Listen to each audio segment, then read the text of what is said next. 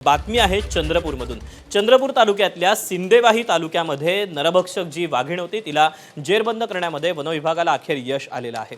या नरभक्षक वाघिणीने जवळपास 4 जणांवर हल्ला केलेला होता आणि 4 महिलांचा बळी हिने घेतलेला होता। याच टीटू वाघिणीला अखेर जेरबंद करण्यात यश आले। 2 दिवसांपूर्वीच गुंजेवाही जंगलामध्ये 4 महिलांवर हल्ला करून वाघिणीने त्यांचा बळी घेतला।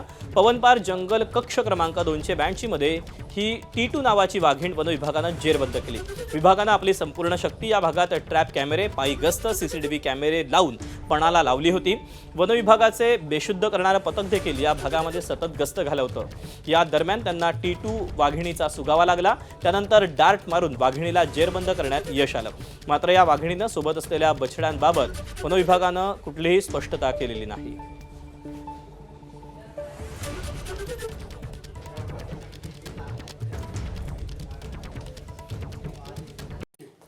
आणि बातम्यांचा आढावा घेतल्यानंतर या बातमीपत्रात वेळ झाली इथेच थांबायची। मात्र ताज्या घडामोडी जाणून घेण्यासाठी तुम्ही पाहत रहा एबीपी माझा, उघडा डोळे बघा नीट। एबीपी माझा, उघडा डोळे बघा नीट।